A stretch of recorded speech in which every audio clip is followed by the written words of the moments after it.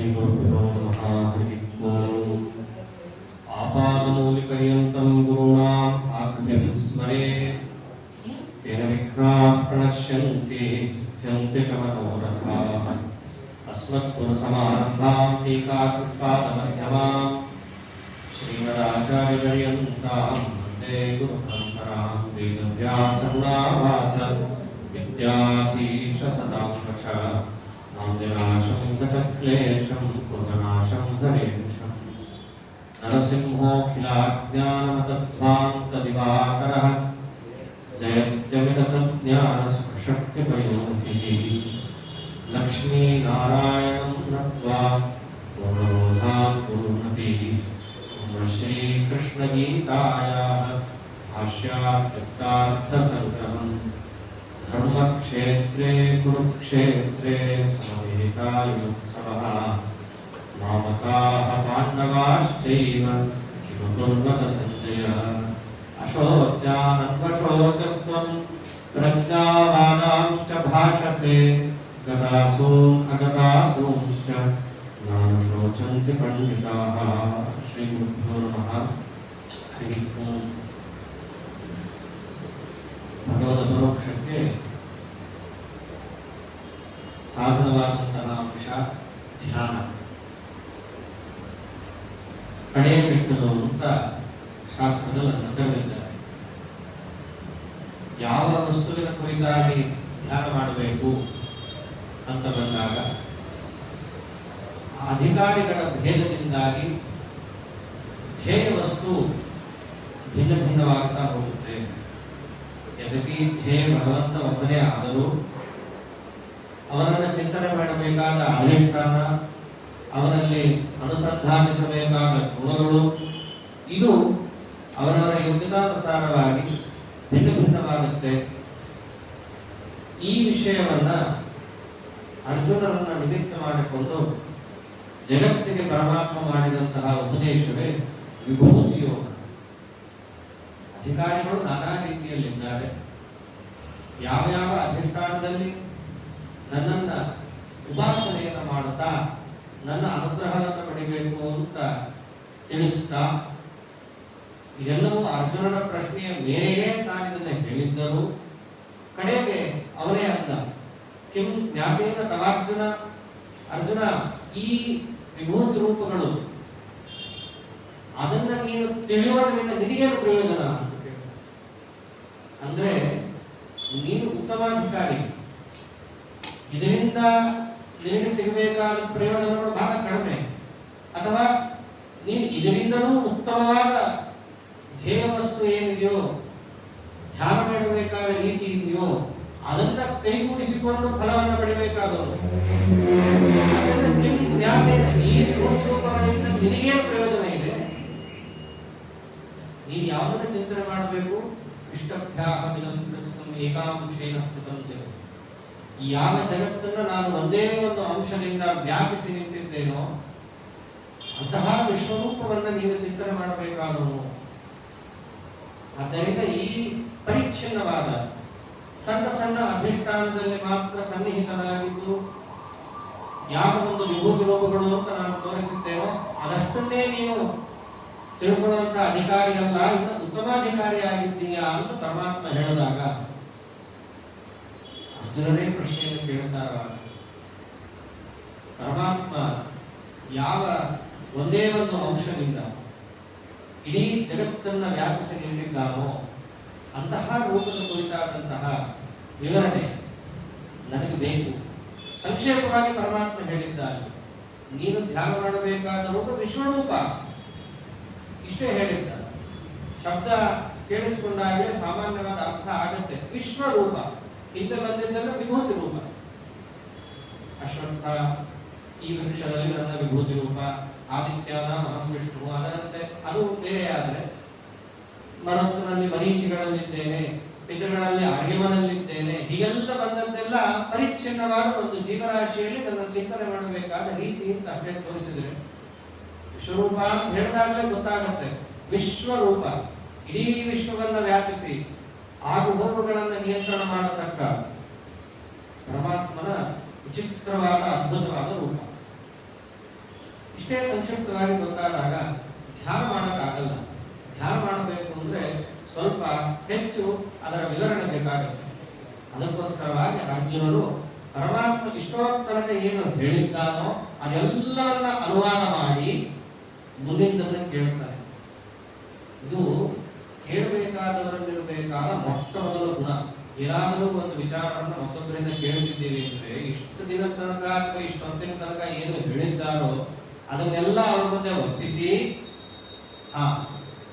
ನಾನು ನೀವು ಕೇಳಿದ್ದನ್ನೆಲ್ಲ ಮನಸ್ಸಿನಲ್ಲಿ ಇಟ್ಕೊಂಡಿದ್ದೇನೆ, ತಾವು ಮುಂದಿದ್ದನ್ನು ನಮಗೆ ತಿಳಿಸಿಕೊಡಬೇಕು ಅಂತ ಇದು ಶ್ರೋತೃಗಳಲ್ಲಿರಬೇಕಾದ ಲಕ್ಷಣ. ಅರ್ಜುನ ಅದೇ ಅಂತಾನೆ, ಅರ್ಜುನವು ಆಚ ಮದನುಗ್ರಹಾಯ ಪರಮಂ ಗುಹ್ಯಮಧ್ಯಾತ್ಮ ಸಂನಿಧಂ ಯತ್ವಯೋಕ್ತಂ ವಚಸ್ತೇನ ಮೋಹೋಯಂ ವಿಗತೋ ಮಮ.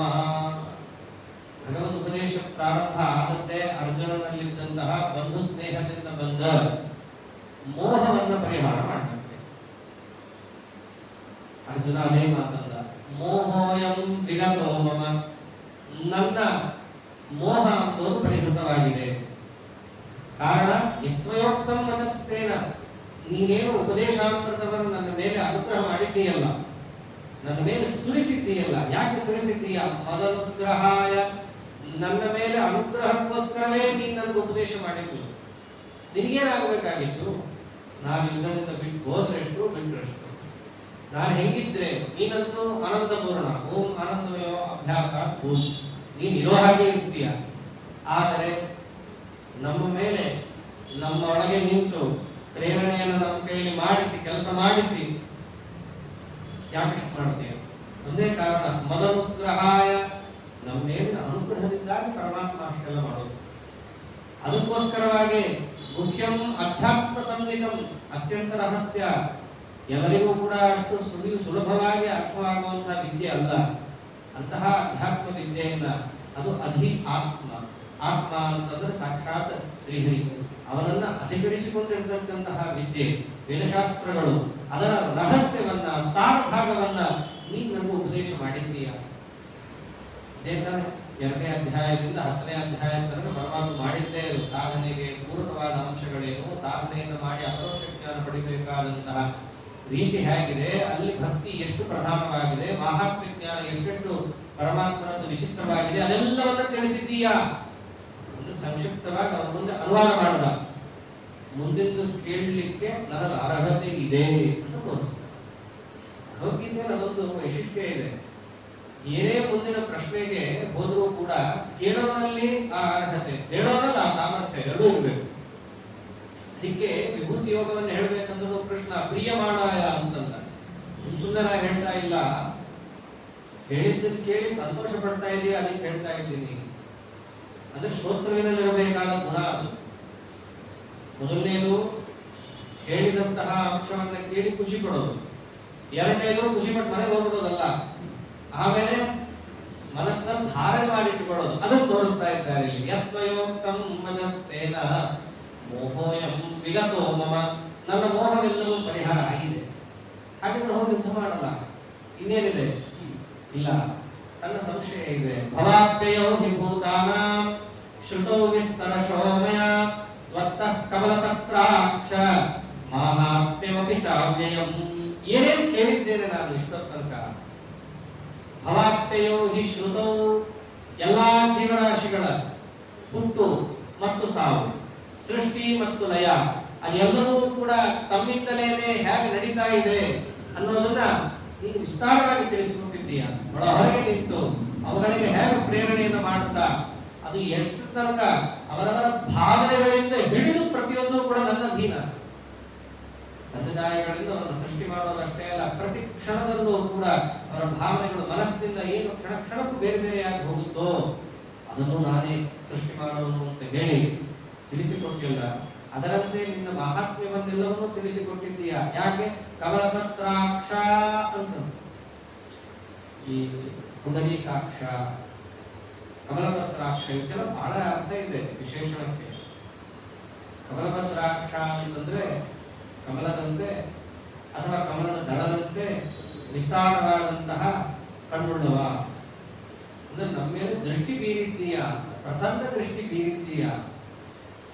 ಒಬ್ಬರಿಗೆ ಏನಾದರೂ ವಿಶೇಷಣವನ್ನು ಕೊಟ್ಟರೆ, ಅದಕ್ಕೂ ದೇಹಕ್ಕೆ ಸಂಬಂಧಪಟ್ಟಂತಹ ವಿಶೇಷಣವನ್ನು ಏನಾದರೂ ಕೊಟ್ಟರೆ ಅದರಿಂದ ಮಾಡಬೇಕಾದ ಕೆಲಸ ಆಗ್ತಾ ಇದೆ ಅಂತ ಅಂದಾಗ ಮಾತ್ರ ಕೊಡ್ತೀವಿ. ಅದಕ್ಕೆ ಮಹಾಬಾಹೋ ಅಂತೆಲ್ಲ ವಿಶೇಷಣ ಕೊಟ್ಟರೆ ಏನರ್ಥ? ಅದರಿಂದ ಆಗಬೇಕಾದ ಕೆಲಸ ಇದೆ ಅಂತ ಅರ್ಥ, ಅಥವಾ ಅಂತಹ ಕೆಲಸವನ್ನು ಈಗ ಮಾಡಬಲ್ಲ ಅಂತ ಅರ್ಥ. ಹಾಗೆ ಪುಂಡರೀಕಾಕ್ಷ ಕಮಲಪತ್ರಾಕ್ಷ ಅಂತ ಕರೆದ್ರೆ ಏನರ್ಥ? ಸ್ವಾಮಿ, ನನ್ನ ಮೇಲೆ ನಿನ್ನ ವಿಶಾಲವಾದ ಕಣ್ಣು ಬೀರ್ತಾ ಇದೆ, ಆ ದೃಷ್ಟಿ ನನ್ನ ಮೇಲಿದೆ, ಅದಕ್ಕೋಸ್ಕರ ಹಿಂದೆ ಮದನುಗ್ರಹಾಯ ಅಂತಂದಿದ್ದ. ಆಮೇಲೆ ಇಲ್ಲೂ ಕೂಡ ಅದೆಲ್ಲವನ್ನ ನೀನು ತಿಳಿಸಿಕೊಟ್ಟಿಲ್ಲ. ಯಾಕೆ? ನಿನ್ನ ಕುಡಿನೋಟ ನನ್ನ ಮೇಲಿದೆ, ಅದಕ್ಕೋಸ್ಕರವಾಗಿ ಅದೆಲ್ಲವನ್ನು ನೀನು ತಿಳಿಸಿಕೊಡ್ತೀನಿ. ಇದೆಲ್ಲವೂ ಕೂಡ ಪ್ರತಿನಿತ್ಯ ನಮ್ಮ ಜೀವನ ಅನುಸಂಧಾನದಲ್ಲಿರಬೇಕಾದ ಅಂಶ ಇದೆ. ಏನೇ ತತ್ವಜ್ಞಾನವನ್ನು ಪರಮಾತ್ಮ ನಮ್ಮಲ್ಲಿ ನೆಲೆಗೊಳಿಸ್ತಾ ಇದ್ದರೂ ಕೂಡ ಅದರ ಹಿನ್ನೆಲೆ ಭಗವಂತನ ಕಾರುಣ್ಯ ಅಷ್ಟೇ. ಇದನ್ನೇ ಉದ್ಧವರು ಕೂಡ ಏಕಾದಶ ಸ್ಕಂದದಲ್ಲಿ ಹೇಳ್ತಾರೆ. ಜ್ಞಾನವನ್ನ ಪಡಿತೀನಿ ಅಂತಂದ್ರೆ ಪಡೆಯಕ್ಕೆ ಆಗಲ್ಲ. ನಿನ್ನ ಚಿತ್ತಕ್ಕೆ ಬಂದಿರಬೇಕು, ಈ ಜೀವನಿಗೆ ತತ್ವಜ್ಞಾನ ಬರಬೇಕು ಅಂತ. ಆಗ ಮಾತ್ರ ಅವನಿಗೆ ಆ ತತ್ವಜ್ಞಾನ ಅನ್ನೋದು ಬದಲುತ್ತೆ. ಕಾರಣ, ಈ ತತ್ವಜ್ಞಾನ ಅನ್ನೋದ್ರೆ ನಿನ್ನ ಆಸ್ತಿ. ಈ ಹೊರಗಿದ್ದೆಲ್ಲ ಏನು ಪದಾರ್ಥಗಳಿವೆ ಅದೆಲ್ಲವನ್ನು ಕೂಡ ಪರಮಾತ್ಮ ಬಿಡ್ಲಿಕ್ಕೆ ಸೃಷ್ಟಿ ಮಾಡಿದ್ರೆ ಒಂದು ಪದಾರ್ಥವನ್ನು ಮಾತ್ರ ಹಿಡ್ಕೊಳ್ಳಿಕ್ಕೆ ಇಟ್ಟಿದ್ದಾನೆ. ಯಾವುದು? ತತ್ವಜ್ಞಾನ. ಈ ಹೊರಗಿನ ಪದಾರ್ಥಗಳೆಲ್ಲ ಬಿಡೋದೇ, ಅದನ್ನು ಒಂದನ್ನು ಮಾತ್ರ ಜೀವ ಸಂಸ್ಕಾರ ರೂಪದಿಂದ ಮನಸ್ಸಿನಲ್ಲಿ ಇಟ್ಟುಕೊಂಡು ಜನ್ಮಾಂತರಕ್ಕೂ ಕೂಡ ಕರ್ಕೊಂಡು ಹೋಗ್ತಾನೆ. ಮೋಕ್ಷ ಕರ್ಮವೂ ಕೂಡ ಅದಕ್ಕೆ ಬೇಕಾದ ಅಪರೋಕ್ಷ ಜ್ಞಾನಕ್ಕೆ ಕಾರಣವಾಗುತ್ತೆ. ಅಂತಹ ಜ್ಞಾನ ಏನಾದರೂ ಜೀವನಿಗೆ ಬರಬೇಕಂದ್ರೆ ಒಂದೇ ಒಂದು ಏನು ಹೇತು? ಪರಮಾತ್ಮನ ಕಾರುಣ್ಯ, ಅವರ ಕೃಪಾ ದೃಷ್ಟಿ ನಮ್ಮ ಮೇಲೆ ಬಿದ್ದಾಗ ಮಾತ್ರ ಆಗತ್ತೆ. ಅದನ್ನು ಸೂಚಿಸ್ತಾರೆ. ತ್ವತ್ತಃ ಕಮಲಪತ್ರಾಕ್ಷ, ಕಮಲಪತ್ರಾಕ್ಷ, ನಿನ್ನ ಕುಡಿನೋಟ ನನ್ನ ಮೇಲೆ ಇದೆಯಪ್ಪ. ಅದು ಏನೋ ಮುಚ್ಚಿದ ಕಣ್ಣಿನಿಂದ ನೋಡೋದಲ್ಲ.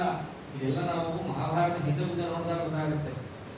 ದುರ್ಯೋಧನ ಉಪದೇಶ ಮಾಡಕ್ಕೆ ಎಷ್ಟೋ ಜನ ಋಷಿಗಳು ಬರ್ತಾರಲ್ಲ, ಅವನ್ನೆಲ್ಲ ದುರ್ಯೋಧನ ಹೇಗೆ ನೋಡ್ತಿರ್ತಾನೆ ಅಂತಂದ್ರೆ, ನಿದ್ದೆ ಬಂದ ಆನೆ ಕಣ್ಣು ಹೇಗೆ ಬಿಟ್ಟು ನೋಡೋದು ಹಾಗೆ ನೋಡ್ತಿದ್ದ ಅಂತಾರೆ.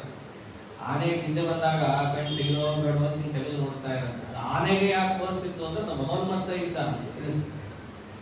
ಮದೋನ್ಮತ್ತ ಆನೆ ಕಣ್ಣು ಬಿಡೋ ಬೇಡೋ ಅಂತ ಬಿಟ್ಟು ನೋಡಿದ್ರೆ ಹೆಂಗೋ ಹಾಗೆ ದುರ್ಯೋಧನ ನೋಡ್ತಾ ಇದ್ದ. ಯಾರೇ ಒಂದು ಉಪದೇಶ ಮಾಡಿದ್ರು ಅಂದ್ರೆ ಕಣ್ಣು ನೋಟವನ್ನ ಪರಿಚಯ ಮಾಡಿಸೋದ್ರಿಂದ ಅವ್ರ ಸ್ವಭಾವ ಪರಿಚಯ ಆಗೋಗುತ್ತೆ. ಪರಮಾತ್ಮ ಸ್ವಭಾವ ಅರ್ಜುನನ ವಿಷಯದಲ್ಲಿ ಹೇಗಿತ್ತು ಅನ್ನೋದು ಇದರಲ್ಲಿ ಗೊತ್ತಾಗುತ್ತೆ. ಕೃಪಾ ದೃಷ್ಟಿಯನ್ನು ಅಗಾಧವಾಗಿ ಬೀರ್ತಾ ಇದ್ದಾನೆ. ಹಾಗೆ ಪರಮಾತ್ಮ ಇಷ್ಟೊತ್ತನಕ ಉಪದೇಶ ಮಾಡಿದ್ದೆಲ್ಲವನ್ನು ತಿಳಿಸಿ, ಏವಮೇತತ್ಯಥಾತ್ಮಂ ಆತ್ಮಾನಂ ಪರಮೇಶ್ವರ ದ್ರಷ್ಟುಮಿಚ್ಛಾಮಿ ತೇ ರೂಪಂ ಐಶ್ವರಂ ಪುರುಷೋತ್ತಮ. ಸ್ವಾಮಿ, ಇಷ್ಟೊತ್ತನಕ ನೀನೇನು ಹೇಳಿದೆಯಲ್ಲ, ಏನು ನಿನ್ನ ಸಾಮರ್ಥ್ಯದ ಬಗ್ಗೆ, ವಿಭೂತಿ ರೂಪಗಳ ಬಗ್ಗೆ, ಸೃಷ್ಟಿಸ್ಥಿತ್ಯಾದಿಗಳ ಬಗ್ಗೆ, ಅದನ್ನು ಮಾಡ್ತಾ ಇರುವ ರೀತಿ ನೀತಿಗಳ ಬಗ್ಗೆ, ಅದರ ಹಿನ್ನೆಲೆಯಲ್ಲಿರುವ ಪ್ರಮಾಣಗಳ ಬಗ್ಗೆ, ಅದನ್ನು ಅರ್ಥಂತಹ ಸಜ್ಜನರಿಗೆ ನೀವು ಮಾಡ್ತಾ ಇರುವ ಅನುಗ್ರಹದ ಬಗ್ಗೆ ಏನೇನು ಹೇಳಿದ್ದೀಯಲ್ಲ, ಏವಮೇವ ಹಾಗೆ ಇದೆ. ಎಲ್ಲವೂ ಹೌದು, ಸರಿ, ಪ್ರಾಮಾಣಿಕ. ಅವ್ರು ಮಾಡ್ತಾ ಇರುವ ಧ್ಯಾನ, ಅದಕ್ಕೆ ಸಂಬಂಧಪಟ್ಟ ಧ್ಯೇಯ ಎಲ್ಲವೂ ಪ್ರಾಮಾಣಿಕನೇ. ಆದರೆ ಕಡೆಯ ಒಂದು ಮಾತು ಅಂದಿಲ್ಲ, ಅರ್ಜುನ, ನೀನ್ ಮಾಡಬೇಕಾದದ್ದು ಬೇರೆ ಇದೆ. ನೀನ್ ಚಿಂತನೆ ಮಾಡಬೇಕಾದ ರೂಪಗಳು ಈ ವಿಭೂತಿ ರೂಪಗಳು ಅಷ್ಟೇ ಅಲ್ಲ, ಅದಕ್ಕೂ ಮಿಗಿಲಾದಂತಹ ಇನ್ನೊಂದು ವಿಶ್ವರೂಪ ಅಂತಿದೆ. ಒಂದೇ ಒಂದು ಅಂಶದಿಂದ ಜಗತ್ತಿನಲ್ಲಿ ವ್ಯಾಪಿಸಿದಂತಹದ್ದು ಅಂತ ಅಷ್ಟೇ ಹೇಳ್ಬಿಟ್ಟಿದ್ದಿ. ಆ ರೂಪದ ಬಗ್ಗೆ ನನಗೆ ಕೇಳಬೇಕು ಅಂತ ಅಷ್ಟೇ ಇಲ್ಲ ಅಂತ. ಮತ್ತೇನಿದೆ? ದ್ರಷ್ಟುಮಿಚ್ಛಾಮಿ ತೇ ರೂಪಂ ಐಶ್ವರಂ ಪುರುಷೋತ್ತಮ. ಆ ರೂಪವನ್ನು ಬರೀ ನಾನು ಕೇಳಿಸ್ಕೊಂಡು ಆದಾಗ ನಾನು ಅದ್ರ ಬಗ್ಗೆ ಯೋಚನೆ ಮಾಡ್ತೀನಿ ಅಂತಲ್ಲ. ಈ ಕ್ಷಣ ನಾನು ನೋಡ್ಬೇಕು, ಈ ಕ್ಷಣ ನೋಡ್ಲಿಕ್ಕೆ ನನಗೆ ಬಯಕೆ ಆಗ್ತಾ ಇದೆ. ಇನ್ನೋ ಮೇಲ್ನೋಟಕ್ಕೆ ಈಗ ಸ್ನೇಹಿತರು ಯಾರಾದ್ರೂ ಬಂದ್ರೆ ಅವ್ರ ಹತ್ರ ಸಲಿಗೆಯಿಂದಾಗಿ ನಾನು ನೋಡ್ಬೇಕನ್ಸಿದೆ ತೋರಿಸೋ ಅಂತ ಅಂತೀವಲ್ಲ, ಹಾಗೆ ಅರ್ಜುನ ಕೇಳಿದ ಅಂತಹ ಧಾರ್ಷ್ಟ್ಯ, ಕೆಲವೊಮ್ಮೆ ಸಲಿಗೆ ಧಾರ್ಷ್ಟ್ಯಕ್ಕೆ ಹೋಗ್ಬಿಡುತ್ತೆ. ಹಾಗಾದ್ನ ಅಲ್ಲ, ಮುಂದೆ ಒಂದು ವಿನೀತನಾಗಿ ಮಾತಾಡ್ತಾನೆ. ಮನ್ಯಸೆ ಯದಿ ತಚ್ಛಕ್ಯಂ ಮಯಾ ದ್ರಷ್ಟುಮಿತಿ ಪ್ರಭೋ ಯೋಗೇಶ್ವರ ತತೋ ಮೇ ತ್ವಂ ದರ್ಶಯ ಆತ್ಮಾನಮವ್ಯಯಂ. ಏನೋ ನನಗೆ ಇಷ್ಟ ಆಗಿದೆ ತೋರಿಸು, ಹಾಗಲ್ಲ ನನ್ನ ತಾತ್ಪರ್ಯ. ಮನ್ಯಸೆ ಯದಿ ತಚ್ಛಕ್ಯಂ ಮಯ ದ್ರಷ್ಟುಂ, ನಾನು ನೋಡ್ಲಿಕ್ಕೆ ಸಮರ್ಥನಾಗಿದ್ದೇನೆ ಅನ್ನೋದು ನಿನ್ನ ಮನಸ್ಸಿಗೆ ಬಂದಿದ್ದಲ್ಲಿ ನನಗೆ ತೋರಿಸು. ಅಲ್ಲೋ ನನ್ನ ರೂಪ ಇದೆಯಲ್ಲ, ಅಪ್ರಾಕೃತ ಚಿದಾನಂದ ರೂಪ, ನಿನ್ನ ಈ ಪ್ರಾಕೃತವಾದ ಕಣ್ಣಿಗೆ ಹೆಂಗ ಕಾಣಿಸ್ಲಿಕ್ಕಾಗತ್ತೆ? ಮತ್ತು ನಿನ್ನಂತವನು ಕೇಳದೇ ಇರೋ ಪರಿಸ್ಥಿತಿ ಹೆಂಗಿದೆ ರಣರಂಗ, ಅಲ್ಲಿ ಹೆಂಗೆ ತೋರಿಸ್ಲಿಕ್ಕಾಗತ್ತವೆಲ್ಲ? ಅದಕ್ಕೆ ಒಂದು ಮಾತನ್ನ ಪ್ರಭೋ ಅಂತ. ಪ್ರಭು ಅಂತ ಯಾಕಂತಾರೆ? ಸಮರ್ಥ ಅಂತ. ನಿನಗೆ ಏನ್ ಬೇಕಾದ್ರೂ ಮಾಡ್ಲಿಕ್ಕೆ ಸಾಮರ್ಥ್ಯ ಇದೆ. ಅದೇ ಇಷ್ಟೊತ್ತಂತ ನೀನು ಹೇಳ್ಕೊಂಡ್ ಬಂದಿತ್ತು. ನಾನು ಹೆಂಗೆ ತೋರಿಸ್ಲಿ ಅಂತ ನೀನು ಅನ್ನೋ ಹಾಗೆ ಇಲ್ಲ. ನೀನು ಮನಸ್ಸು ಮಾಡಿದ್ರೆ ಮನ್ಯಸೇ ತಂದ. ಒಂದು ವೇಳೆ ನೀನೇನಾದ್ರೂ ಮನಸ್ಸು ಮಾಡಿದ ಪಕ್ಷದಲ್ಲಿ ನೀನು ತೋರಿಸಬಲ್ಲ.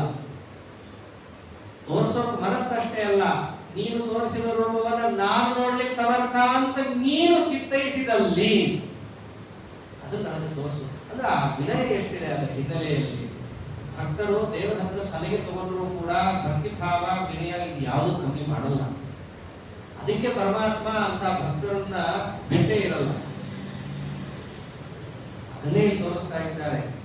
ಯೋಗೇಶ್ವರ ತಥೋ ಮೇ ತ್ವಂ ದರ್ಶಯಾತ್ಮಾನಮವ್ಯಯಂ. ಸ್ವಾಮಿ, ನಿನ್ನ ರೂಪವನ್ನು ನನಗೆ ತೋರಿಸು. ಯೋಗೇಶ್ವರ, ಸರ್ವ ಸಾಮರ್ಥ್ಯಕ್ಕೂ ನಿಯಾಮಕರಾದಂತಹ ಆ ವಿಶ್ವರೂಪ ಏನಿದೆ ಅದನ್ನು ನೀನು ನನಗೆ ತೋರಿಸುವಂತ ಪ್ರಾರ್ಥನೆಯನ್ನು ಮಾಡ್ತಾ ಇದ್ದಾಗ ಪರಮಾತ್ಮ ಅಂತ ಭಕ್ತನೇ ಇಲ್ಲಿ ಕೇಳ್ತಾ ಇರೋದು ಎಂಥದ್ದು? ವಿಶ್ವರೂಪ, ಇಡೀ ವಿಶ್ವವನ್ನ ವ್ಯಾಪಿಸಿದ ರೂಪ. ಪ್ರಾರ್ಥನೆ ಮಾಡದ ಪರಮಾತ್ಮ ತೋರಿಸೇ ಬಿಟ್ಟ. ಇವತ್ತಿನ ದಿವಸವೂ ಕೂಡ ನರಸಿಂಹ ಜಯಂತಿ, ಆ ರೂಪವೂ ಕೂಡ ಬಂದಿದ್ದು ಯಾತಕ್ಕೋಸ್ಕರ? ವ್ಯಾಪ್ತಿಂಚ ಭೂತೇಶು ಅಖಿಲೇಶು ಚಾತ್ಮನಃ. ನಾನು ಒಳಹೊರಗೆ ವ್ಯಾಪ್ತನಿದ್ದೇನೆ, ಇಡೀ ವಿಶ್ವದಲ್ಲಿ ನಾನು ವ್ಯಾಪ್ತನಾಗಿದ್ದೇನೆ. ಈ ವಿಶ್ವವ್ಯಾಪ್ತಿಯನ್ನ ತಿಳಿಸಿಕೊಡ್ಲಿಕ್ಕೋಸ್ಕರವೇ ಬಂದ ರೂಪವೇ ನರಸಿಂಹ ರೂಪ. ಆದರೆ ಇಷ್ಟೇ ವ್ಯತ್ಯಾಸ, ಈಗ ಅರ್ಜುನ ಪರಮಾತ್ಮ ನಿನ್ನ ರೂಪವನ್ನು ನಾನು ನೋಡಬೇಕು ತೋರಿಸು ಅಂತ ಬಾಯ್ಬಿಟ್ಟು ಕೇಳದ. ಅದು ಪ್ರಹ್ಲಾದರಾಜ ಅದು ಏನೂ ಕೇಳಲಿಲ್ಲ, ಅವರಪ್ಪನಿಗೆ ಹೇಳಿದ್ರಷ್ಟೇ. ಎಲ್ಲಿದ್ದಾನೆ? ವಾಸ್ತೇ ಸರ್ವತ್ರ ಕಸ್ಮಾತ್ ಸ್ತಂಭೇನ ದೃಶ್ಯತೆ. ಎಲ್ಲಿದ್ದಾನೆ ಎಲ್ಲಿದ್ದಾನೆ ಎಲ್ಲಿಲ್ಲ, ಎಲ್ಲ ಕಡೆ ಇದ್ದಾನೆ. ನನಗ್ಯಾಕೆ ಕಾಣಿಸ್ತಿಲ್ಲ? ನಿನಗ್ಯಾಕೆ ಕಾಣಿಸ್ತಿಲ್ಲ? ನಾನೇ ಮಾಡಲಿಕ್ಕೆ ಅಂತ ಅಂದರು. ಕಸ್ಮಾತ್ ಸ್ತಂಭೇನ ದೃಶ್ಯತೆ. ನೀನು ಕಂಬ ಆಗಿದ್ದೀಯ. ನೀನೇನಾದ್ರೂ ಮನುಷ್ಯನಾಗಿದ್ರೆ, ನಿನಗೇನಾದ್ರೂ ಕಣ್ಣಿದ್ರೆ, ಯಾವ ಕಣ್ಣು? ಅಂತಶ್ಚಕ್ಷು ಅದಿದ್ದರೆ, ಯಾಕೆಂದ್ರೆ ಒಂದು ಪರಮಾತ್ಮ ಅಂತಾನೆ ದಿವ್ಯಂ ದದಾಮಿ ಚಕ್ಷು ಅಂತಾರೆ. ನಿನಗೇನಾದ್ರೂ ಅಂತಹ ಕಣ್ಣಿದ್ದರೆ ದೇವರು ಕಾಣಿಸ್ತಾ ಇದ್ದ. ನಿನಗಿಲ್ಲ, ನಾನೇ ಮಾಡಲಿ. ಆದ್ದರಿಂದ ದೇವರು ಕಾಣಿಸ್ತಾ ಇಲ್ಲ. ಅಂದ್ರೆ ದೇವರು ಎಲ್ಲಾ ಕಡೆ ಇದ್ದಾನೆ. ನಿನಗೆ ಕಣ್ಣಿಲ್ಲ, ನೀ ಕಂಬ, ನೀ ದಂಡ, ಮೂರ್ಖ. ಅಪ್ಪನಿಗೆ ಎಲ್ಲಾ ವಿಶೇಷವನ್ನು ಹೇಳ್ತಾರೆ.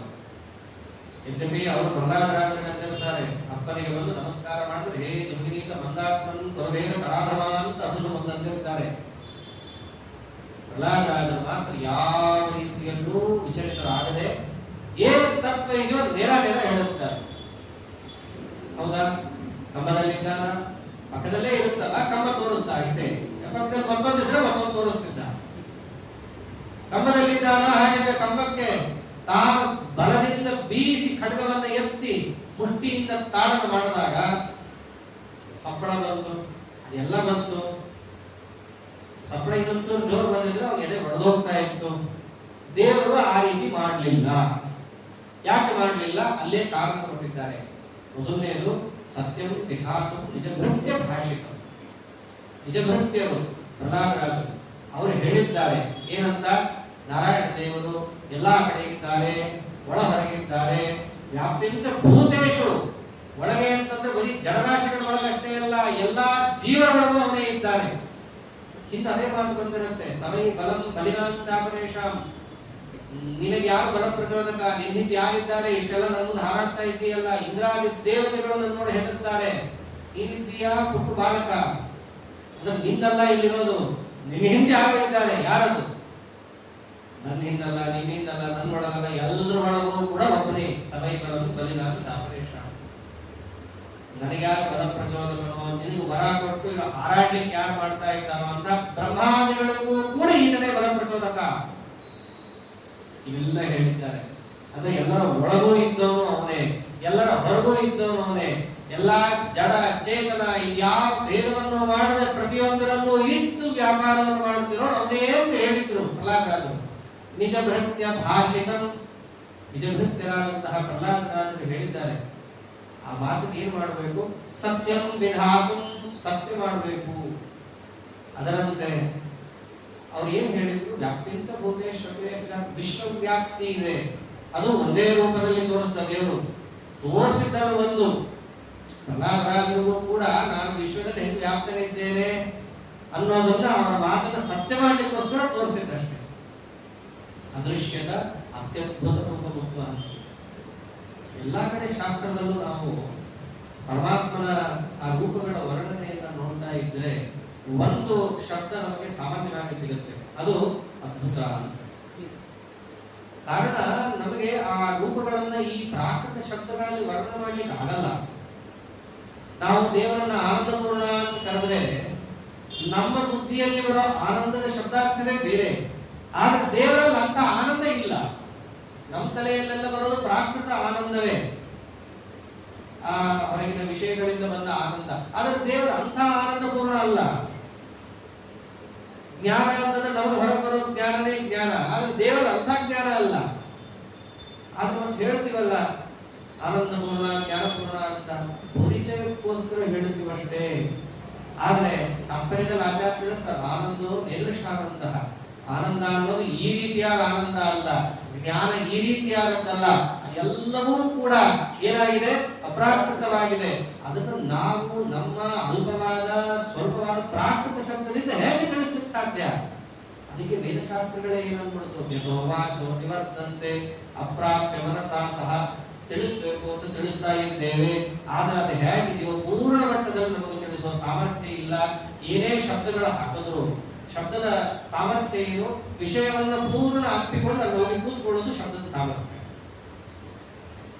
ಕಣ್ಣೋಟ ಬರೀ ಒಂದು ಭಾಗವನ್ನು ಮಾತ್ರ ಗ್ರಹಿಸಿದ್ರೆ, ಏನೇ ಪದಾರ್ಥ ನೋಡಿದ್ರೆ ನಮಗೆ ಒಂದು ಭಾಗ ಮಾತ್ರ ಕಾಣುತ್ತೆ, ಇನ್ನೊಂದು ಭಾಗ ನಮ್ಮ ದೃಷ್ಟಿಗೆ ಗೋಚರ ಆಗಲ್ಲ ಅದೇ ಕಾಲದಲ್ಲಿ. ಅದರ ಶಬ್ದ ಹಾಗಲ್ಲ, ಪ್ರಯೋಗ ಮಾಡಿದ್ರೆ ಪೂರ್ಣ ವ್ಯಾಪಿಸಿ ನಿಂತ್ಕೊಳ್ಳುತ್ತೆ ಶಬ್ದ.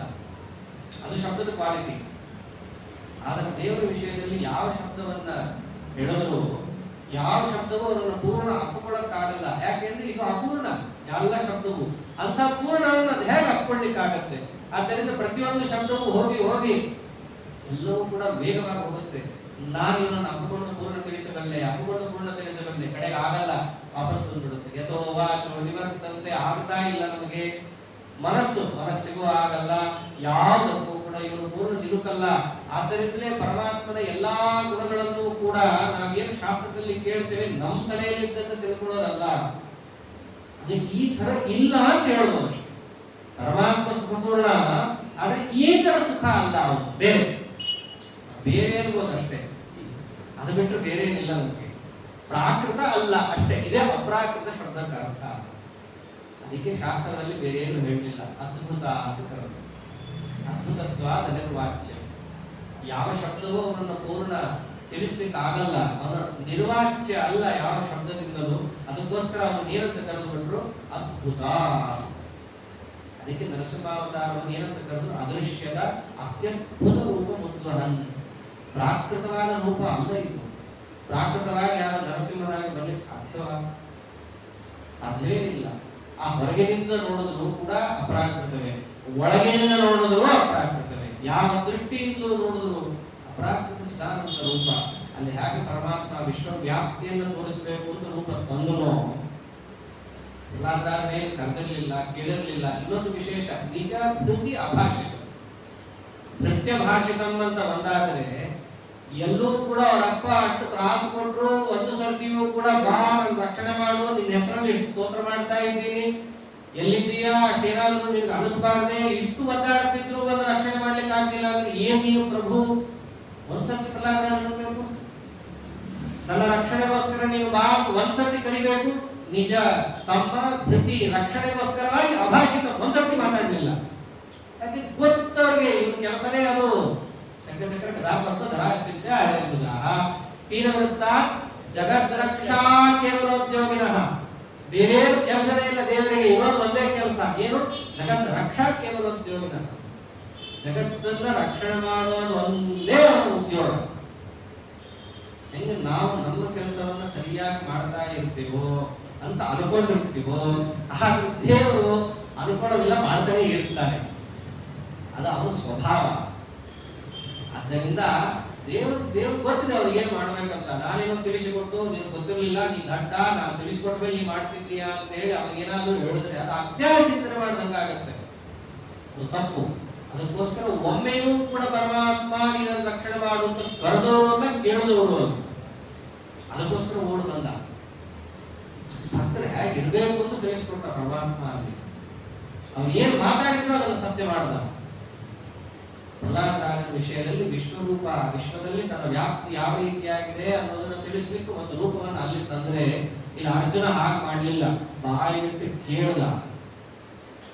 ನೋಡ್ಬೇಕು ಆ ರೂಪ, ಯಾವ ರೂಪವನ್ನ ಧ್ಯಾನವನ್ನ ಮಾಡಬೇಕು ಉತ್ತಮಾಧಿಕಾರಿಗಳು ಅಂತ ನೀನು ಹೇಳ್ತೀಯೋ. ವಿಶ್ವರೂಪದಲ್ಲಿ ಅನೇಕ ವೈವಿಧ್ಯ ಇದೆ. ವಿಶ್ವರೂಪ ಅನ್ನೋದನ್ನ ಮಹಾಭಾರತದಲ್ಲೇ ಪರಮಾತ್ಮ ಅನೇಕ ಬಾರಿ ತೋರಿಸಿದ್ದಾನೆ.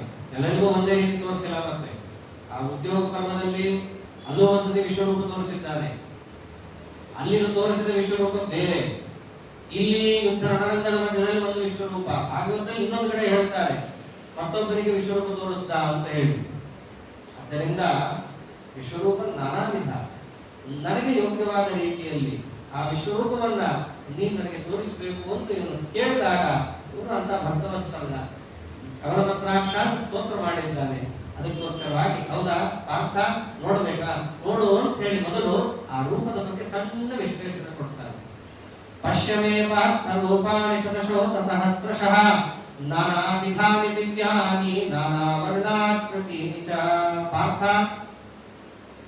ನೀನು ಒಂದು ರೂಪವನ್ನ ಕೇಳಿದ್ದು ನೋಡ್ಬೇಕು ಅಂತ, ವಿಶ್ವರೂಪವನ್ನ ತೋರಿಸು ಅಂತಷ್ಟೇ ಕೇಳಿದ್ದು. ಅದು ಪರಮಾತ್ಮ ಅಂತಾನೆ, ಈ ವಿಶ್ವರೂಪ ಹೇಗಿದೆ ಗೊತ್ತೇನು? ಶತಶೋಥ ಸಹಸ್ರಶಃ, ನೂರಾರು ಸಾವಿರಾರು ರೂಪಗಳು ಎಲ್ಲವೂ ನನ್ನದೇ. ಅದು ಒಂದೇ ಆಗಿದ್ದರೂ ಸಾವಿರಾರು ಕಾಣುತ್ತೆ. ಇದೊಂದು ವಿಚಿತ್ರವಾದಂತಹ ನನ್ನ ಶಕ್ತಿ. ನಾನಾ ವಿಧಾನಿ ದಿವ್ಯಾನಿ ನಾನಾ ವರ್ಣಾಕೃತೀನಿ ಚ. ವಾಸುದೇವ ರೂಪ ಬೆಳ್ಳಿಗಿರುತ್ತೆ, ಸಂಕರ್ಷಣ ರೂಪ ಮತ್ತೊಂದು ವರ್ಣ, ಅನಿರುದ್ಧ ರೂಪ ಮತ್ತೊಂದು, ಪ್ರದ್ಯುಮ್ನ ರೂಪ ಮತ್ತೊಂದು, ನಾನಾ ವರ್ಣ ಉಪಯುಕ್ತವಾದಂತಹ ನಾನಾ ರೂಪಗಳು ನನ್ನದೇ ಆಗಿದೆ. ವಿಶ್ವರೂಪ ಅಂದ್ರೆ ವಿಶ್ವ ಅಂದ್ರೆ ಏನು ಅರ್ಥ ಮಾಡಿಸ್ಬೇಕಲ್ಲ ಮೊದಲು, ಅದನ್ನು ಒಂದು ತಿಳಿಸ್ತಾನೆ. ಆನಂತರ ಆ ರೂಪದಲ್ಲಿ ಯಾರ್ಯಾರು ಸನ್ನಿಹಿತರಾಗಿರ್ತಾರೆ ಗೊತ್ತೇನು? ಅದು ವಿಶ್ವರೂಪ, ಇಡೀ ಜಗತ್ತನ್ನ ಆವರಿಸಿದ ರೂಪ. ಅಂದ್ರೆ ಜಗತ್ತಿನಲ್ಲಿ ಯಾರ್ಯಾರು ಇರ್ತಾರೆ ಅನ್ನೋದು ಅದನ್ನು ನೋಡು. ಯಾರ್ಯಾರು ಸುಮ್ಮನೆ ರೂಪವನ್ನ ತೋರಿಸೋದಲ್ಲ, ಸಾಲಿಗ್ರಾಮವನ್ನ ಎದುರಿಗೆ ಹಿಡಿಯೋದಲ್ಲ. ಆ ಸಾಲಿಗ್ರಾಮದಲ್ಲಿ ಏನೇನು ವೈಶಿಷ್ಟ್ಯ ಇದೆ ಅನ್ನೋದನ್ನ ಮೊದಲು ಹೇಳಬೇಕು. ನಾನು ನಿಮ್ಗೆ ತೋರಿಸ್ತೀನಿ ಸಾಲಿಗ್ರಾಮ, ಅಲ್ಲಿ ನೋಡ್ರಿ ಮೇಲೊಂದು ಶಿರಶ್ಚಕ್ರ ಇರುತ್ತೆ, ಕೆಳಗಡೆ ಒಂದು ದೊಡ್ಡ ಚಕ್ರ ಇರುತ್ತೆ, ಹಾಕಿದ್ರೆ ತಿರುಗುತ್ತದು, ಅದನ್ನು ಹೇಳ್ತಾರಲ್ಲ ಕೆಲವು ಸಾಲಿಗ್ರಾಮಕ್ಕೆ ಹಾಕಿದ್ರೆ ತಿರುಗುತ್ತೆ ಅಂದ್ರೆ ಇವೆಲ್ಲ ಮೊದಲು ಹೇಳಿದ್ರೆ ಅವ್ರಿಗೆ ಅದನ್ನ ಗಮನಿಸ್ಲಿಕ್ಕಾಗತ್ತೆ ಆ ಅಂಶಗಳನ್ನ. ಇಲ್ಲದಿದ್ರೆ ಅವ್ರ ಎದುರಿಗೆ ಅವೆಲ್ಲ ಇದ್ದೇ ಇದ್ರು ಆ ವಿಶೇಷಗಳನ್ನ ತಿಳ್ಕೊಳ್ಳಿಕ್ಕೆ ಆಗಲ್ಲ. ಅದಕ್ಕೆ ಪರಮಾತ್ಮ ಏನಂದ, ಆ ರೂಪ ನಿನಗೆ ತೋರಿಸ್ತೀನಲ್ಲ, ಅಲ್ಲಿ ಯಾರ್ಯಾರು ಕಾಣಿಸ್ತಾರೆ ನಿನಗೆ ನನ್ನ ಶರೀರದಲ್ಲಿ ಅಂತಂದ್ರೆ, ಪಶ್ಯಾದಿತ್ಯಾನ್ ವಸೋನ್ ರುದ್ರಾನ್ ಅಶ್ವಿನೋ ಮರುತಸ್ತಥಾ ಬಹೂನಿ ಅದೃಷ್ಟಪೂರ್ವಾಣಿ ಪಶ್ಚಾಶ್ಚರ್ಯಾಣಿ ಭಾರತ. ಅಲ್ಲಿ ದ್ವಾದಶಾದಿತ್ಯರು ಕಾಣಿಸ್ತಾರೆ, ಏಕಾದಶ ರುದ್ರರು ಕಾಣಿಸ್ತಾರೆ, ಅಶ್ವಿನಿ ದೇವತೆಗಳು 49 ಅಂತ ಎನಿಸಿಕೊಂಡಂತಹ ಮರುದ್ಗಣಗಳು ನಿನ್ನಲ್ಲಿ ಕಾಣಿಸ್ತಾರೆ. ಅಷ್ಟೇ ಯಾಕೆ ಅದೃಷ್ಟಪೂರ್ವಾಣಿ, ಇದುವರೆಗೂ ನೀನು ನೋಡೇ ಇರದಂತಹ ಆಶ್ಚರ್ಯಕರವಾದ ಅಂಶಗಳೆಲ್ಲ ಅಲ್ಲಿರುತ್ತೆ, ಅದನ್ನು ನೋಡು. ತೋರಿಸೋದು ಮುಖ್ಯ, ಅಲ್ಲಿ ಗಮನಿಸಬೇಕು ಅನ್ನೋದನ್ನು ಪರಮಾತ್ಮ ಹೇಳ್ತಾನೆ. ಇದೆಲ್ಲ ತೋರಿಸೋಕೆ ಮುಂಚೆ ಇವೆಲ್ಲ ಪರಮಾತ್ಮ ಹೇಳ್ತಾ ಇರೋದು. ಅಷ್ಟೇ ಅಲ್ಲ, ಆ ರೂಪವನ್ನು ನೀನು ತೋರಿಸ್ತೀನಲ್ಲ, ಅಲ್ಲಿ ಏನ್ ಗಮನಿಸಬೇಕು ನೀನು? ಇಹೈಕಸ್ಥಂ ಜಗತ್ಕೃತ್ಸ್ಥಂ ಪಶ್ಚಾತ್ಯ ಸಚರಾಚರಂ ಮಮ ದೇಹೇ ಗುಡಾಕೇಶ ಯಚ್ಚಾನ್ಯದ್ ದ್ರಷ್ಟುಮಿಚ್ಛಸಿ. ಅಷ್ಟೇ ಯಾಕಪ್ಪ, ಇಡೀ ಜಗತ್ತು ಚರಾಚರಾತ್ಮಕವಾದ ಸಮಸ್ತ ಪ್ರಪಂಚವನ್ನ ಕೃತ್ಸ್ಥಂ ಅಷ್ಟನ್ನೂ ಕೂಡ ಏಕಸ್ಥಂ ಒಂದೇ ಕಡೆ ನಿಮಗೆ ಅದನ್ನು ತೋರಿಸ್ತೇನೆ. ಇದು ಸಾಮರ್ಥ್ಯ ಪರಮಾತ್ಮ ಒಬ್ಬನಿಗೆ ಮಾತ್ರ ಸಾಧ್ಯ. ಇಡೀ ಜಗತ್ತನ್ನ ನಿನ್ನ ಕಣ್ಣೆದುರಿಗೆ ನಾನು ತೋರಿಸಬಲ್ಲೆ. ಅದು ನಾನಾ ರೀತಿಯಲ್ಲಿ ವಿಭಕ್ತವಾದ ಜಗತ್ತು. ಅದಕ್ಕೆ ಏಕಸ್ಥಂ ಮಮ ದೇಹೆ, ಒಂದೇ ನನ್ನ ದೇಹದಲ್ಲಿ ಅದು ನಿನಗೆ ಕಾಣುವಂತೆ ನಾನು ನಿನಗೆ ತೋರಿಸ್ತೇನೆ. ಹೆಚ್ಚಾಗಿ ದೃಷ್ಟವೀಕ್ಷಿಸಿ ನೀನು ಏನೇನು ನೋಡ್ಬೇಕು ಅಂತ ಅನ್ಕೊಂಡಿದ್ದೀಯೋ ಅದೆಲ್ಲವನ್ನ ತೋರಿಸ್ತೀನಿ. ಯಾಕೆ ನೋಡಿದ್ರೆ ಜಗತ್ತನ್ನೇ ನೋಡ್ಬೇಕು. ಇರೋದೇ ಎರಡು, ಒಂದು ಪರಮಾತ್ಮ, ಇನ್ನೊಂದು ಜಗತ್ತು. ನೀನೇನ್ ತಲೆಯಲ್ಲಿ ಇಟ್ಕೊಂಡಿದ್ದೀಯಾ ಎಲ್ಲವನ್ನು ನಿನ್ನ ಎದುರಿಗೆ ತೋರಿಸ್ಬಿಡ್ತೇನೆ. ಕಂಡಾರೆ ಕಾಣು ನೀನು. ಹೀಗೆ ಪರಮಾತ್ಮ ಹೇಳಿದಾಗ ತೋರಿಸ್ತೀನಿ, ಇಂಥ ರೂಪವನ್ನು ನಿನಗೆ ನಾನು ನಿನ್ನ ಕಣ್ಣಿಗೆ ಗೋಚರ ಮಾಡ್ತೀನಿ. ಅದರಲ್ಲಿ ನೀನು ಗಮನಿಸಬೇಕಾಗಿರುವ ಅಂಶಗಳು ಇಷ್ಟಿದೆ. ಅಷ್ಟೇ ಅಲ್ಲ, ಅದನ್ನ ನೀನು ಈ ಕಣ್ಣಿಂದ ನೋಡಕ್ಕಾಗಲ್ಲ. ನತು ಮಾಂ ಶಕ್ಷಸೆ ದ್ರಷ್ಟುಂ ಅನೇನೈವ ಸ್ವಚಕ್ಷುಷ ದಿವ್ಯಂ ದದಾಮಿ ತೇ ಚಕ್ಷುಃ ಪಶ್ಯಮೇ ಯೋಗಮೈಶ್ವರಂ. ಈ ಏನ್ ನಿನ್ನ ಪ್ರಾಕೃತವಾದಂತಹ ದೇಹದಲ್ಲಿರುವ ಎರಡು ಕಣ್ಣುಗಳು ಅಂತೇನಿದೆ, ಈ ಎರಡು ಕಣ್ಣುಗಳಿಂದ ಆ ನನ್ನ ರೂಪವನ್ನು ನೀನು ನೋಡ್ಲಿಕ್ಕೆ ಆಗಲ್ಲ. ನ ಶಕ್ಯಸೆ, ಪ್ರಯತ್ನ ಪಟ್ಟರು ನಿನಗೆ ಆಗಲ್ಲ. ಆದರೆ ನೀನು ಭಕ್ತ, ಹೇಳ್ತಾ ಇದ್ದೀಯ, ಭಕ್ತರ ಆಸೆಯನ್ನ ಈಡೇರಿಸುವುದೇ ನನ್ನ ಧರ್ಮ. ಅದಕ್ಕೋಸ್ಕರವಾಗಿ ನಿನಗೆ ಆ ರೂಪವನ್ನು ತೋರಿಸಲಿಕ್ಕೆ ನಿನ್ನನ್ನು ಸಾಮರ್ಥ್ಯ ಬೇಕು. ಅದೇ ದಿವ್ಯಂ ದದಾಮಿ ತೇ ಚಕ್ಷುಃ, ನಿನಗೆ ಆ ದಿವ್ಯ ಚಕ್ಷುಸ್ಸನ್ನು ನಾನು ಕೊಡ್ತೇನೆ. ದಿವ್ಯ ಚಕ್ಷುಸ್ಸು ಅಂತಂದ್ರೆ ದಿವ್ಯವಾದ ಅಪ್ರಾಕೃತವಾದ ಪರಮಾತ್ಮನ ರೂಪವನ್ನು ಕಾಣಲಿಕ್ಕೆ ಯೋಗ್ಯವಾದಂತಹ ಒಂದು ಕಣ್ಣದು. ಅದೇ ಅಂತಶ್ಚಕ್ಷು ಅಥವಾ ನಾನಾ ಶಬ್ದಗಳಿಂದ ಶಾಸ್ತ್ರದಲ್ಲಿ ಕರೀತಾರೆ. ಆ ದಿವ್ಯ ಚಕ್ಷುಸ್ಸನ್ನ ನಾನು ನಿನಗೆ ದಯಪಾಲಿಸ್ತೇನೆ. ಅದನ್ನ ನೀನು ಧಾರಣೆಯನ್ನು ಮಾಡಿ ಆ ರೂಪವನ್ನು ನೋಡುವುದು. ಅನೇಕ ದೃಷ್ಟಾಂತಗಳು ಶಾಸ್ತ್ರದಲ್ಲಿ ಇಲ್ಲೆಲ್ಲ ಪರಮಾತ್ಮಗಳಿದೆ, ಯಾರ ಕಣ್ಣಿಗೂ ಕಾಣಲ್ಲ. ದೇವರು ಬಿಡ್ರಿ, ಅನೋರಣೀಯ. ಇಲ್ಲೇ ಪರಮಾಣುಗಳಿದ್ರು, ಹಾಸುಹೊಕ್ಕಾಗಿದ್ರು, ಒಳ ಹೊರಗಿದ್ರು ಕೂಡ ಹಾಗೆ ಒಂದಿಷ್ಟು ಯಂತ್ರಗಳ ಸಹಾಯದಿಂದಾಗಿ ಅದನ್ನು ನಾವು ಕಾಣಬಹುದು. ನಮ್ಮ ಕಣ್ಣಿಗೆ ಕಾಣಿಸ್ತಿಲ್ಲ ಅನ್ನೋ ಆತಂಕದ ಸ್ಥಿತಿಯನ್ನ ಅಲ್ಲಿಗೆ ನಮ್ಗೆ ಆಗಲ್ವೋ, ನಮಗಂಥ ಒಂದು ಉಪಕರಣಗಳು ಇಲ್ಲ ಅಂತ ಹೇಳಿ ಹಾಗೆ ತೃಪ್ತಿ ಪಟ್ಟುಕೊಳ್ಳುತ್ತೀವೋ, ಹಾಗೆ ಅವರು ಅಣು ಅಷ್ಟೇ ಅಲ್ಲ, ಅಣೋರಣೀಯಾನ್ ಮಹತೋ ಮಹೀಯಾನ್ ಅಂಥ ಪರಮಾತ್ಮನನ್ನ ನಾವು ಕಾಣಬೇಕಾದ್ರೆ ಈ ಹೊರಗಣ್ಣಿನಿಂದಷ್ಟೇ ಆತನನ್ನ ಕಾಣಲಿಕ್ಕೆ ಅಷ್ಟು ಸಾಮರ್ಥ್ಯ ನಮಗೆ ಇಲ್ಲ. ಆದ್ರೆ ಜನ ಏನು ಮಾಡ್ಬಿಡ್ತಾರೆ, ಕಾಣಿಸ್ತಿಲ್ಲ ಅಂದ್ರೆ ಇಲ್ಲ. ಹಾಗಲ್ಲ, ಪರಮಾತ್ಮ ಸ್ಪಷ್ಟವಾಗಿ ಅಂದ, ದಿವ್ಯಂ ನತು ಮಾಂ ಶಕ್ಯಸೆ ದ್ರಷ್ಟು, ನಿನಗೆ ಅದನ್ನ ನೋಡ್ಬೇಕು ಅನ್ಕೊಂಡ್ರು ಆಗಲ್ಲ. ಅಲ್ಲಿ ಎರಡು ಕಾರಣ. ಒಂದು, ನಾನು ಅವ್ಯಕ್ತ ಸ್ವಭಾವ, ನನ್ನ ಸ್ವಭಾವನೇ ಅವ್ಯಕ್ತನಾಗಿರೋದೇ ನನ್ನ ಸ್ವಭಾವ. ಒಂದು ವೇಳೆ ನಾನು ಇಚ್ಛೆ ಪಟ್ಟರೆ ಮಾತ್ರ ನೀವು ಕಣ್ಣಿಗೆ ನಾನು ಕಾಣಿಸ್ಕೊಳ್ಳೋದು. ಅದು ಕೂಡ ಕಾಣಿಸ್ಕೋಬೇಕಂದ್ರೆ ಹೊರಗಿನ ಕಣ್ಣಿಗೂ ಕಾಣಲ್ಲ. ಹೆಂಗ್ ಕಾಣಿಸ್ಬೇಕು? ಆ ದಿವ್ಯ ಚಕ್ಷುಸಿದ್ರೆ ಮಾತ್ರ ನಾನು ಕಾಣಿಸ್ಕೊಳ್ಳೋದು. ಆದ್ದರಿಂದಲೇ ನಿನಗೆ ಅದನ್ನು ನಾನು ಕೊಡುತ್ತೇನೆ. ಆ ಚಕ್ಷುಸಿನ ಪ್ರಭಾವದಿಂದಾಗಿ ನೀನು ನನ್ನನ್ನು ನೋಡುವಂತೆ ಅಂದ್ರೆ ತಾತ್ಪರ್ಯ. ಕಷ್ಟ ಆನ್ಸರ್ ಏನೇ ಇದರಲ್ಲಿ ಅಂತಂದ್ರೆ, ದೇವರನ್ನ ನಾನು ನೋಡ್ತೀನಿ ಅಂತ ನೋಡಕ್ ಆಗಲ್ಲ. ದೇವರು ಬಯಸಿದ್ರೆ ಮಾತ್ರ ನಾವು ದೇವರು ನೋಡ್ಲಿಕ್ಕೆ ಆಗತ್ತೆ. ಎಷ್ಟೋ ಸ್ವಾರಸ್ಯದಲ್ಲಿ ನಾನು ಮಾತಾಡ್ತಾ ಇದ್ದಾರೆ. ನಾನು ಕೊಡ್ತೀನಿ, ಅವಾಗ ನೋಡು. ಇದನ್ನೇ ಹೇಳಿರೋದು ಯಮೈವೇಶ ನೋಡದೆ ತೇನದಭ್ಯ ತಸ್ಯೇಷ ಆತ್ಮ ವಿಗುಣತೆ ಮನೋಸ್ವ. ಯಾರಿಗೆ ಪರಮಾತ್ಮ ಒಲಿಬೇಕು ಅಂತ ಇಚ್ಛೆಯನ್ನು ಮಾಡುತ್ತಾನೋ ಅವನಿಗೆ ಮಾತ್ರ ಪರಮಾತ್ಮ ತನ್ನ ರೂಪವನ್ನ ಕರುಣಿಸಿ ಅನುಗ್ರಹ ಮಾಡುತ್ತಾನೆ. ಏನು ಆ ಉಪನಿಷತ್ತಿನಲ್ಲಿ ಇದೆ ಅದನ್ನೇ ಅರ್ಜುನನಿಗೆ ತೋರಿಸ್ತಾ ಇದ್ದಾಗ ಇದೆಲ್ಲ ಕೇಳಿಸ್ಕೊತಾ ಇದ್ದಾನೋ ಧೃತರಾಷ್ಟ್ರ. ಇವೆಲ್ಲ ನಡೀತಾ ಇರೋದು ಹೇಗೆ ಅಂತಂದ್ರೆ, ಧೃತರಾಷ್ಟ್ರನಿಗೆ ಸಂಜಯನಿಗೆ ಆಗ್ತಾ ಇರುವಂತಹ ಸಂವಾದ ಇದು. ಯಾವಾಗ ಅರ್ಜುನ ರಣರಂಗದಲ್ಲಿ ಕೃಷ್ಣನನ್ನ ವಿಶ್ವರೂಪ ತೋರಿಸುವಂತ ಕೇಳ್ದ ಅಂತ ಸಂಜಯ ಹೇಳಿದ್ದಾನೋ, ಆಗ ಧೃತರಾಷ್ಟ್ರನ ಮನಸ್ಸಿನಲ್ಲಿ ಒಂದು ಆನಂದ. ಯಾಕೆ ತಾನು ನೋಡಿದ್ದ. ನಿಜವಾಗಿಯೂ ಅಂಥ ಕುರುಡುತನ ಇರಬೇಕು. ಧೃತರಾಷ್ಟ್ರನ ತರ ಕೆಲವೊಂದು ಕುರುಡುತನ ಒಳ್ಳೆಯದು. ಕಾರಣ, ಪರಮಾತ್ಮನ ಆ ವಿಶ್ವರೂಪವನ್ನು ನೋಡ್ಬೇಕಾದ್ರೆ ಅವನಿಗೆ ಆ ಕಣ್ಣು ಕೊಡ್ತಾನೆ ದೇವರು. ಅವನಿಗೆ ಆ ಒಂದು ಕಣ್ಣನ್ನ ಕೊಟ್ಟು ಧೃತರಾಷ್ಟ್ರ ಆ ರೂಪವನ್ನು ನೋಡಿದ ಮೇಲೆ ಕಡೆಗೆ ಅವರೇ ಅಂತಾನೆ, ಸ್ವಾಮಿ ಈ ಕಣ್ಣಿನಿಂದ ನಿನ್ನ ಅಪ್ರಾಕೃತವಾದ ರೂಪವನ್ನು ನೋಡಿದ ಮೇಲೆ ಈ ಅಯೋಗ್ಯರನ್ನ ನೋಡೋದು ಬೇಡ, ನನಗೆ ಕಣ್ಣು ತೆರೆಬಿಡು ಅಂತ ಕೇಳ್ತಾನೆ ಧೃತರಾಷ್ಟ್ರ. ಅಂದ್ರೆ ಕಣ್ಣು ಇದ್ರೆ ಯಾತಕ್ಕಾಗಿ ಬೆಳೆಸ್ಬೇಕು ಅಂತನ್ನೋ ಜ್ಞಾನ ಅವನಿಗಿತ್ತು. ಸುಮ್ಮನೆ ಬಿಟ್ಟರೆ ನಾಳೆ ಇವನೇ ಕಾಣಿಸ್ತಾನೆ, ದುರ್ಯೋಧನ ಇಲ್ಲ ದುಶಾಸನ ಶಕುನಿ ಎಲ್ಲ ಅಯೋಗ್ಯರೇ. ಅಂಥವ್ರನ್ನ ಮಾತಾಡಿಸಿ ಬಾಯನ್ನು ಹಾಳು ಮಾಡ್ಕೊಂಡಿದ್ದೀನಿ. ಅಂಥವ್ರ ಮಾತುಗಳನ್ನ ಕೇಳಿ ಕಿವಿ ಹಾಳಾಗಿದೆ. ಇನ್ನು ಕಣ್ಣು ಒಂದು ಕೊಟ್ಟು ಕಣ್ಣು ಒಂದು ಹಾಳು ಮಾಡ್ಕೊಳ್ಳಿಕ್ಕೆ ಸಾಧನೆ ಮಾಡ್ಕೊಳ್ಳೋದು ಬೇಡ. ಹೆಂಗೂ ನಿನ್ನ ರೂಪವನ್ನು ನೋಡಿದ್ದೇನೆ, ಕಣ್ಣನ್ನು ತೆಗೆದುಬಿಡು ಅಂತ ಕೇಳ್ಕೊತಾನ. ಆಗ ವಿಶ್ವರೂಪ ನೋಡಿದ್ದ. ಇಲ್ಲ ಅದೇ ಅರ್ಜುನ ಮತ್ತು ವಿಶ್ವರೂಪ ನೋಡ್ತಾ ಇದ್ದಾನೆ, ಅದನ್ನು ಕೇಳ್ತಾ ಇದ್ದಾನೆ ಅಂತ ಹೇಳಿದಾಗ ಅವ್ರಿಗೆ ಆಶ್ಚರ್ಯ ಆಗೋಗಿದೆ ಧೃತರಾಷ್ಟ್ರನಿಗೆ. ಮುಂದೆ ಆಯ್ತು ಏನ್ ಕೇಳ್ದ ಅಂತಂದಾಗ ಸಂಜಯ ಹೇಳ್ತಾ ಇದ್ದಾನೆ, ಏವಮುಕ್ತ ತತೋರಾಜನ್ ಮಹಾಯೋಗೇಶ್ವರೋ ಹರಿ ದರ್ಶಯಾಮಾಸ ಪಾರ್ಥಾಯ ಪರಮಂ ಯೋಗಮೇಶ್ವರಂ. ಹೀಗೆ ಯಾವಾಗ ಅರ್ಜುನರು ಪರಮಾತ್ಮನನ್ನ ಪ್ರಾರ್ಥನೆ ಮಾಡಿದ್ದಾರೋ ಪರಮಾತ್ಮನು ಕೂಡ ಆ ರೂಪದ ಬಗ್ಗೆ ಸಂಕ್ಷಿಪ್ತವಾದ ವಿಶ್ಲೇಷಣೆಯನ್ನು ಕೊಟ್ಟು ಅದರ ಪ್ರಾರ್ಥನೆಗೆ ಹೋಗೊಟ್ಟಂತಹ ಮಹಾಯೋಗೇಶ್ವರ ಆ ವಿಶೇಷಣ ಇಟ್ಟರು. ಕೆಲವರ ಹತ್ರ ಇರುತ್ತೆ, ಅದನ್ನು ತೋರ್ಸಕ್ಕಾಗಲ್ಲ. ಪರಮಾತ್ಮ ಹಾಗಲ್ಲ, ಏನು ಬೇಕಾದ್ರೂ ಮಾಡಬಲ್ಲ. ಇದನ್ನ ತೆಗಿತಾನೆ, ಎಲ್ಲಿರೋದು ಅದನ್ನು ತೋರಿಸ್ತಾನೆ, ಸಾಮರ್ಥ್ಯ ಇದೆ ಅದರ ಸಾಮರ್ಥ್ಯ ಕೊಟ್ಟು ಅದನ್ನು ಮಾಡಿಸ್ತಾನೆ. ಮಹಾಯೋಗೇಶ್ವರೋ ಹರಿ ಅಂತಹ ಪರಮಾತ್ಮ ದರ್ಶಯಾಮಾಸ ಪಾರ್ಥಾಯ ಪರಮಂ ಯೋಗಮೇಶ್ವರಂ. ಆ ತನ್ನ ಐಶ್ವರಂ ಯೋಗಂ, ಆ ವಿಶ್ವರೂಪದ ವೈಭವವನ್ನ ಪಾರ್ಥನಿಗೆ ತೋರಿಸ್ತಾ ಇದ್ದಾನೆ. ಅದು ಹೇಗಿದೆ ಆ ರೂಪ ಅಂತ ಸಂಜಯ ವರ್ಣನೆ ಮಾಡುತ್ತಾನೆ. ಹೇಗಿದೆ ಗೊತ್ತೇನದು? ಅನೇಕ ವಕ್ರನಯನಂ ಅನೇಕಾತ್ಮದ ದರ್ಶನಂ ಅನೇಕ ದಿವ್ಯಾಭರಣಂ ದಿವ್ಯಾನೇಕೋದ್ಯತಾಯುಧಂ. ಅನೇಕ ವಕ್ರನಯನಂ, ಅರ್ಜುನ ದಿವ್ಯ ದೃಷ್ಟಿಯನ್ನ ಧಾರಣೆಯನ್ನು ಮಾಡಿ ಆ ಪರಮಾತ್ಮನನ್ನು ನೋಡ್ತಾ ಇದ್ರೆ ಬಾರ್ಕೋಲ್ ಹಿಡ್ಕೊಂಡು ಅವರು ಒಂದು ರೂಪದಲ್ಲಿ ಇದ್ದ ದೇವರು ಹೇಗೆ ಕಾಣಿಸ್ತಾ ಇದ್ದಾನೆ. ಅನೇಕ ವಕ್ರನಯನ, ಅನಂತ ಮುಖಗಳು, ಎಲ್ಲಿ ನೋಡಿದ್ರು ಪರಮಾತ್ಮನ ಮುಖ, ಎಲ್ಲಿ ನೋಡಿದ್ರು ಪರಮಾತ್ಮನ ಕಣ್ಣು. ಅನೇಕಾದ್ಭುತ ದರ್ಶನಂ, ಯಾವ ಭಾಗವನ್ನ ನೋಡಿದ್ರು ಅವರಿಗೆ ಅದ್ಭುತನೇ ಅಲ್ಲಿ. ಅನೇಕ ಅದ್ಭುತವನ್ನ ತಿಳಿಸಿಕೊಡ್ತಕ್ಕಂತಹದ್ದೇ ಅಂಶಗಳು ಕಾಣಿಸ್ತಾ ಇದೆ. ಅಷ್ಟೇ ಅಲ್ಲ, ಯಾವ ಮುಖ ನೋಡಿದ್ರು ಯಾವ ಅಂಗಾಂಗಗಳನ್ನು ನೋಡಿದ್ರು ಕೂಡ ಪರಮಾತ್ಮ ಯಾವಾಗಲೂ ಕೂಡ ಸಾಧಾರಣ ಸಾಲಂಕಾರನೇ.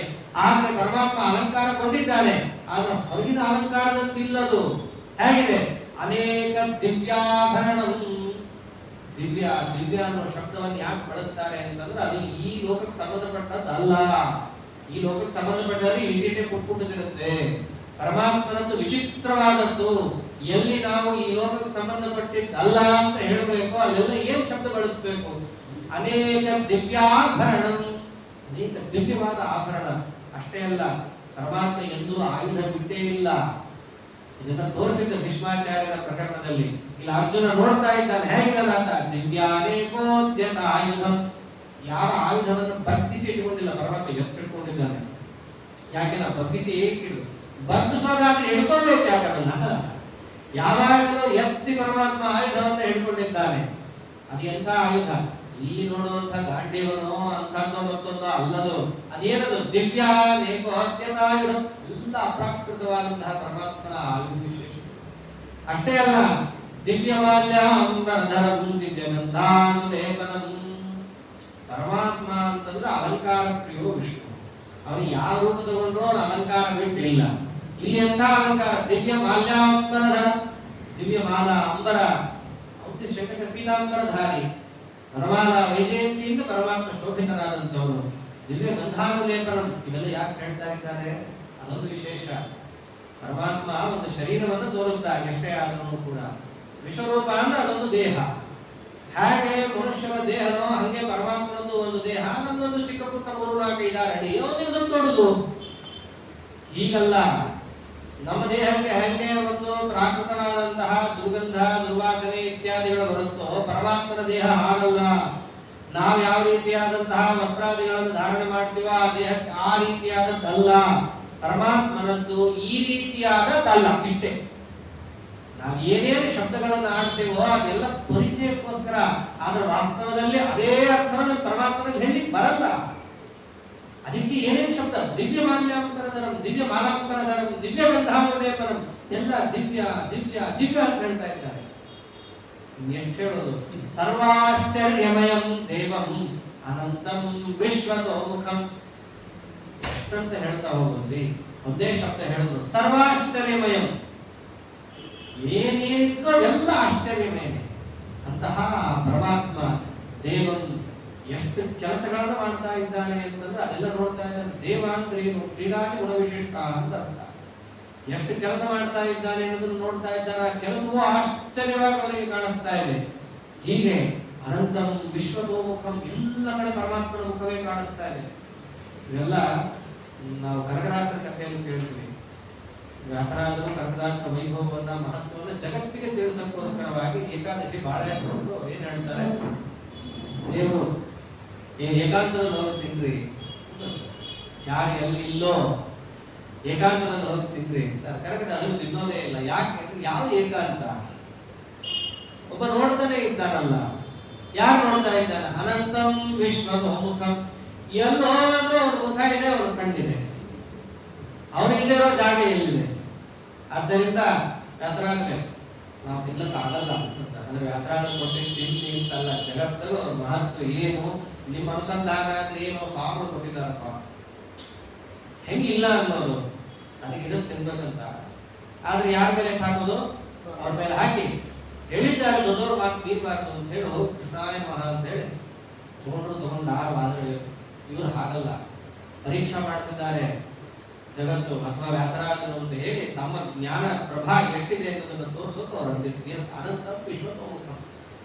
ದೇವತೆಗಳು ಅಂತಹ ಸಮರ್ಥರು, ದೇವರನ್ನ ಎಲ್ಲಾ ಕಡೆ ಚಿಂತನೆ ಮಾಡಲಿಕ್ಕೆ ಅಂತಹ ಸಾಮರ್ಥ್ಯೋಪೇತರು. ಅವರಂತಾರೆ ದೇವರು ಅನಂತ ವಿಶ್ವತೋಮುಖ ಅಂತಂತಾರೆ.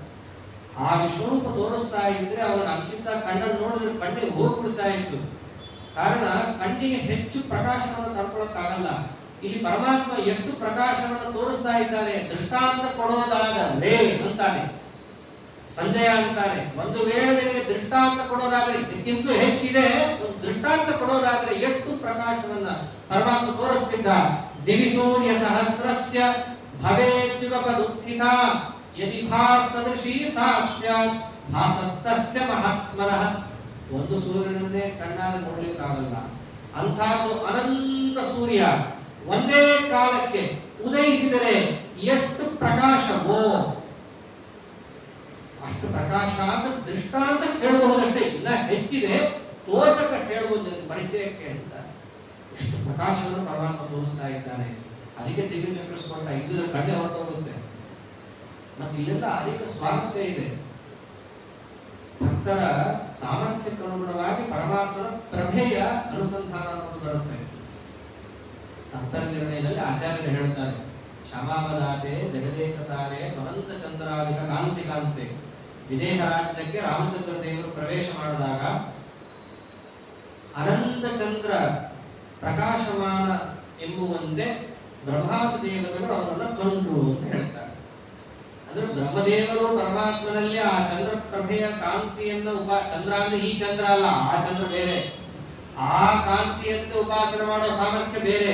ಅಂದ್ರೆ ಏಕಚಂದ್ರ ಪ್ರಭೋಪಾಸಕರು, 10 ಚಂದ್ರ ಪ್ರಭೋಪಾಸಕರು, 100 ಚಂದ್ರ, 1000 ಚಂದ್ರ, 10,000, ಲಕ್ಷ ಬ್ರಹ್ಮದೇವರ ಪಾಡಿಗೆ ಹೋದ್ರಂತೂ ಅನಂತ ಚಂದ್ರಾಧಿಕ ಕಾಂತಿ ಕಾಂತಿ. ಅವರು ಹಾಗೆ ಉಪಾಸನೆ ಮಾಡ್ತಾ ಇರ್ತಾರೆ. ಅಂದ್ರೆ ಅಧಿಕಾರಿ ಭೇದದಿಂದ ಪರಮಾತ್ಮ ತನ್ನ ರೂಪದ ವೈಭವವನ್ನು ಅವರು ಅರ್ಥ ಮಾಡಿಸ್ತಾ ಬರ್ತಾನೆ. ಇಲ್ಲ ಅರ್ಜುನನಿಗೆ ಆ ಬ್ರಹ್ಮದೇವರಿಗೆ ತೋರಿಸೋದಿಲ್ಲ, ತೋರಿಸೋದು ಅರ್ಥವೇ ಆಗ್ತಿರ್ಲಿಲ್ಲ. ಈ ರೂಪ ನೋಡಿ ಹೆದರು ಬಿಡ್ತಾನೆ ಕಡೆಗೂ. ಆಗ್ತಾ ಇಲ್ಲ ನನಗೆ ಆಗಿಂದ 2 ಕೈ 2 ಕಾಲು ರೂಪ ತೋರಿಸು ಸಾಕು ಅಂದ್ಬಿಡ್ತಾನೆ. ಅಂಥ ಪರಮಾತ್ಮನ ಉಗ್ರ ರೂಪವನ್ನು ತೋರಿಸ್ತಾ ಇದ್ದಾನೆ ಇಲ್ಲಿ. ಅದು ಹೇಗಿತ್ತು ಪ್ರಕಾಶ, 1000 ಸೂರ್ಯ. ಅದು ಸಂಜೆ ಹೇಳ್ತಾ ಇರೋದು ಪರಿಚಯಕ್ಕೋಸ್ಕರ ಹೇಳ್ತಿದ್ದೀನಿ ಧೃತರಾಷ್ಟ್ರ. ಒಂದು ವೇಳೆ ಆಕಾಶದಲ್ಲಿ ಯುಗಪದುತ್ಥಿತ 1000 ಅನಂತ ಸೂರ್ಯರು ಒಂದು ವೇಳೆ ಉದಯಿಸಿದರೆ ಏನು ಪ್ರಭೆಯೋ ಇದ್ದೀತೋ ಅಷ್ಟು ಅಂತ ತಿಳ್ಕೋ. ದೃಷ್ಟಾಂತಕ್ಕಷ್ಟೇ, ಇನ್ನ ಹೆಚ್ಚಿದೆ, ಇದು ಪರಿಚಯಕ್ಕೆ ಹೇಳ್ತಾ ಇದ್ದೀನಿ. ಅಲ್ಲಿ ತತ್ರೇಕಸ್ಥಂ ಜಗತ್ಕೃತ್ಸ್ಥಂ ಪ್ರವಿಭಕ್ತಮನೇಕಧಾ ಅಪಶ್ಯತ್ ದೇವದೇವಸ್ಯ ಶರೀರೇ ಪಾಂಡವಸ್ತಥಾ. ಪರಮಾತ್ಮ ಹೇಳಿದ್ದಾರೆ ನನ್ನ ಶರೀರದಲ್ಲಿ ಏನು ನೋಡಬೇಕು ಅಂತ. ಹಾಗೆ ತನ್ನ ಶರೀರದಲ್ಲಿ ಪರಮಾತ್ಮ ಎಲ್ಲ ತೋರಿಸ್ತಾ ಇದ್ದಾನೆ. ಚರಾಚರಾತ್ಮಕವಾದಂತಹ ಜಗತ್ತು ಅನೇಕ ವಿಧವಾಗಿ ವಿಭಕ್ತವಾಗಿದೆ. ಯಾರಿದ್ದಾರೆ? ದೇವ, ದಾನವ, ಗಂಧರ್ವ, ಅಪ್ಸರಸರು, ಮನುಷ್ಯರು, ಪಶು, ಪ್ರಾಣಿ, ಕ್ರಿಮಿ, ಕೀಟ, ಪತಂಗ, ಇದೇ ತರ ಜಗತ್ತು. ಇವರೆಲ್ಲ ಸೇರಿದ್ರೆ ಅದೆಲ್ಲವನ್ನು ಪರಮಾತ್ಮ ತೋರಿಸ್ತಾ ಇದ್ದಾರಲ್ಲಿ. ಅದನ್ನು ನೋಡಿ ಆಶ್ಚರ್ಯ ಆಗೋಗಿದೆ. ತತಸ್ಸ ವಿಸ್ಮಯ ವಿಷ್ಟ.